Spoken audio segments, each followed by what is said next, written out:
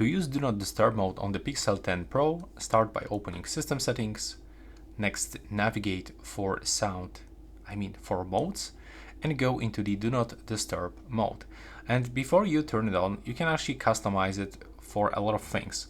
Like, for example, who can interrupt with notifications. So as you can see in my case, some people can interrupt for messages and calls, but you can actually select no one.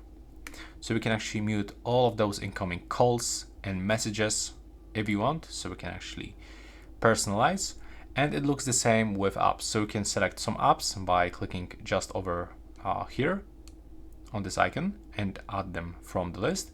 But also, if you don't want to receive any notifications, you can just remove everything. And it looks the same for alarms and other interruptions. So currently it will allow us to play some media sounds or alarms, but you can for sure turn it off. And below we can find some other things like the display settings.